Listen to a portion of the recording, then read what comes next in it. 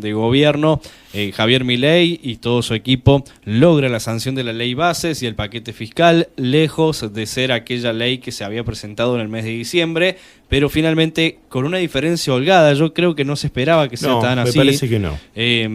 147 votos a favor y 107 en contra, además de 2 abstenciones, fueron los resultados que dieron esta holgada mayoría al gobierno para aceptar los cambios que vinieron del Senado, y le da también otra pauta a lo que va a venir, porque ahora el gobierno se va a sentir con fuerzas para insistir en algunos temas que quedaron de lado, ¿no? Sí. Por ejemplo, tema privatizaciones, que es uno de los principales cuestionamientos que había tenido el gobierno nacional en estas últimas semanas, principalmente en el Senado de la Nación. Y se vendrá el famoso Pacto de Mayo en julio, el 9 de julio en Tucumán, ¿no? El 9 cambia el escenario, cambia la efeméride, no será el 25 de mayo, será el 9 de julio en Tucumán, porque precisamente lo que esperaba el gobierno para esa firma con los gobernadores y con distintos sectores de la Argentina era que estuviera aprobada la ley bases. Ya está aprobada. Exactamente. Y ayer fue una sesión maratónica, más de 12 horas en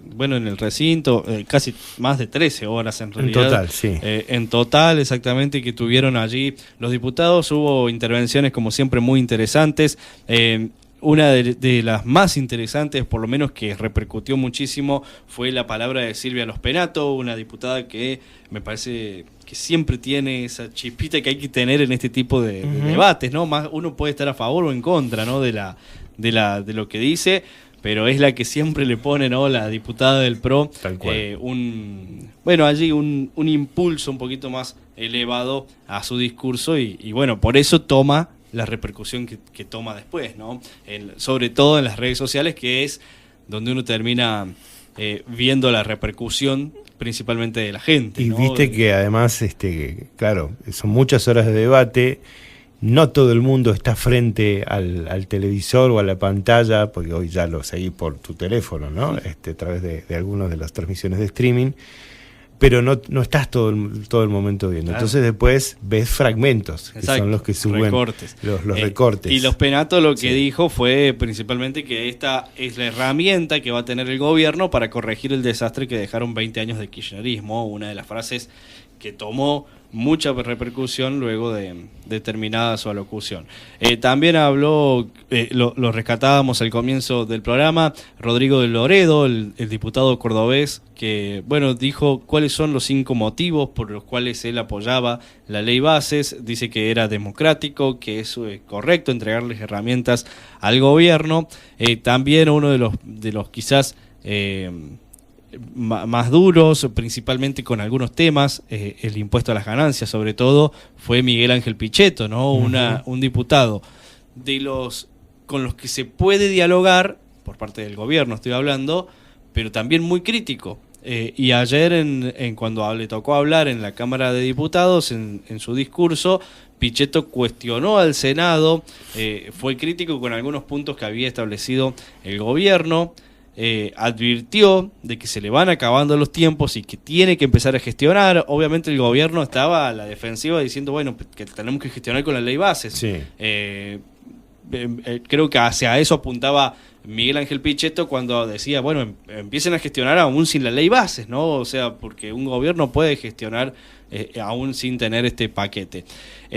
Dice que fue un tedioso debate, de largas jornadas y reiterados discursos, y que nunca en mi larga vida parlamentaria, en el análisis político parlamentario, he visto el comportamiento de un Senado que no se ocupa de la representación de las provincias que representa. Así que eso fue principalmente el punto que tocó Miguel Ángel Pichetto ayer, cuestionando al Senado fuertemente a lo largo de su discurso, porque votó en contra de ganancias en ese momento, recordemos hace unos días atrás, y ahora diputados lo restableció y ya vamos a estar tocando ese tema. Así que fue varias horas de sesión para ir siguiendo, como decíamos, algunos puntos muy interesantísimos de algunos diputados.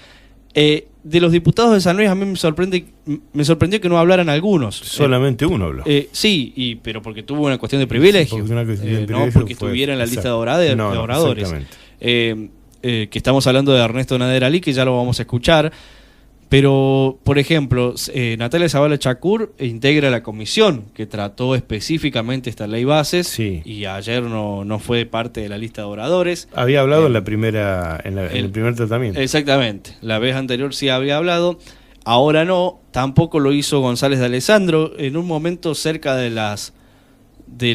ya la 1 de la madrugada aproximadamente, empezó un vivo en sus redes sociales González de Alessandro, el diputado por San Luis, y dije, bueno, empezó a hablar, capaz, porque viste que los videitos... Se transmitía él. Exactamente, pero no, estaba transmitiendo a un diputado que estaba detrás de él, y él como que iba reaccionando del discurso, ¿no?, que daba su colega de La Libertad Avanza. La era de las redes sociales. Claro, totalmente. Ayer pasaba más o menos parecido en la sesión del Consejo Deliberante. Sí, también, con la Julieta concejal Ponce algunos... hacía transmisiones en vivo.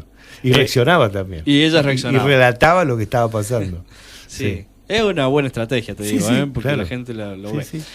La cuestión es que, bueno, ninguno de los diputados habló como específicamente dentro del debate de la ley base. Sí lo hizo Ernesto Nader Ali, el diputado provincial por San Luis, que, bueno, viene teniendo una figura importante a nivel nacional dentro de lo que son los diputados por San Luis, que no todos hablan, por lo menos Ernesto Nader Ali, el Pipi Ali, lo hace, y ayer empezó su cuestión es el más nuevo de todos también, digamos, porque claro, junto con después. González de Alessandro. Claro, pero Ali incluso asumió después. Exacto, ¿te acordás? Exacto, demoró ya entrado en 2024. Su salida del municipio de La Toma. Así es, y ayer empezó su cuestión de privilegio tocando el tema de los disturbios que hubo y los incidentes, en algunos casos graves, durante la última sesión del Senado, donde se termina dando la media sanción a esta ley, y donde él resultó herido. Claro, recibió gas pimienta en los ojos. Fue uno de los atacados por la policía, porque se los ve que fue atacado por la policía, él y un grupo de diputados y gente que había ahí, que sí había empujones, había ciertos inconvenientes, pero viene de atrás un policía, se puede ver en el video, y directamente rocía con gas pimienta a todos los que estaban allí, que fueron, la verdad que para quienes hayan tenido gas pimienta en los ojos no se los recomiendo, no, sí. Y fueron, la verdad que una situación muy grave. Entonces él empieza criticando la cuestión de privilegios, se la dedicó al presidente de la Nación y a la ministra de Seguridad Patricia Bullrich por ese hecho, y después aprovechó esos 5 minutos que tuvo para tocar el tema de la ley bases, y lo vamos a escuchar a Ernesto Nader Ali, diputado nacional por la provincia de San Luis. Esta ley supera a la Baneco ampliamente y lamentablemente. ¿Y sabe por qué la supera? Porque no le cierra por ningún lado, ni siquiera los que la votan a favor.